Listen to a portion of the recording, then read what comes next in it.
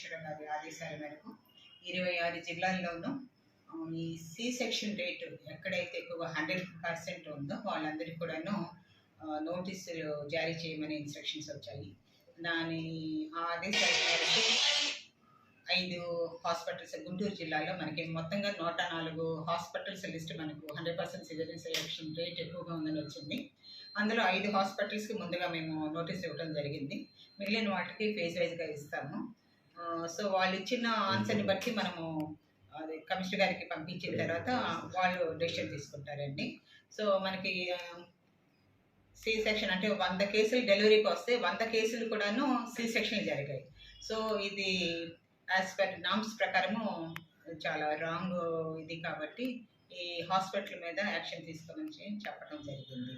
So వాళ్ళు ఇచ్చిన నోటీస్కి రిప్లైని బట్టి స్టేట్ నుంచి ఎంసీహెచ్ నోడల్ పర్సన్ ఉన్న వాళ్ళు ఎవరైతే ఉన్నారో ఒక టీం విజిట్ చేసి జస్టిఫికేషన్ చూసుకొని వాళ్ళు హాస్పిటల్ సీజ్ చేయడం జరుగుతుంది.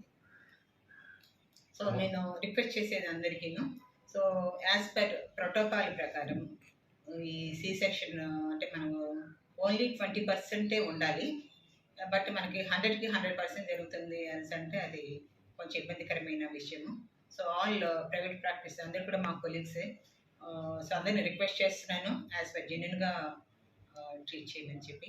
తర్వాత ఎవరైతే ఇంకా హాస్పిటల్ రిజిస్ట్రేషన్ చేయించుకోలేదో, సో మా నోటీస్లో వస్తే రిజిస్ట్రేషన్ చేయించుకోకుండా రన్ చేస్తున్నారంటే వాళ్ళని డెఫినెట్గా వాళ్ళకి పెనాల్టీ ఉంటుంది. అందరూ కూడా రిజిస్ట్రేషన్ చేయించుకోవాలి. టెంపరీ రిజిస్ట్రేషన్ అయిన వితిన్ 90 డేస్లోనే మేము మళ్ళీ పర్మనెంట్ కూడా ఇస్తాము యాజ్ పర్ నామ్స్ అన్నీ కనుక ఉంటే.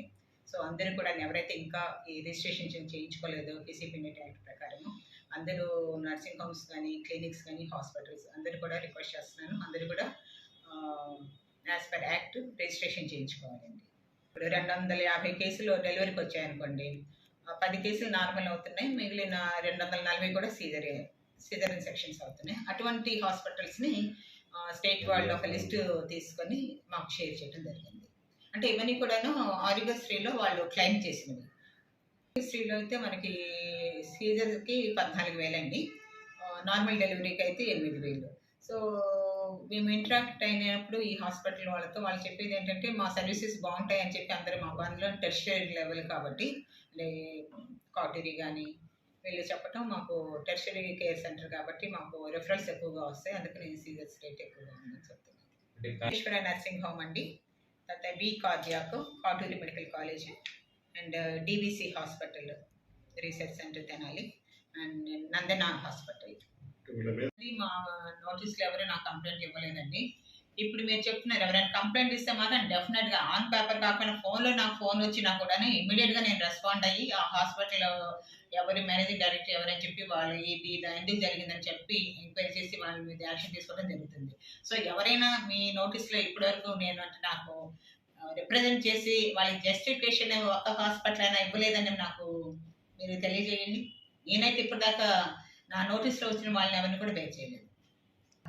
ఒక హైజీనిక్ యాప్ అని ఉందండి, ఆశాలు ఎన్ఎంలు దాన్ని ఎక్కడైనా సరే నీటి నిల్వలు కానీ లేదా అపరిశుభ్రంగా కనుక ఉంటే వెంటనే వాళ్ళు ఫోటోలు తీసి అప్లోడ్ చేస్తారు ఆ యాప్లో.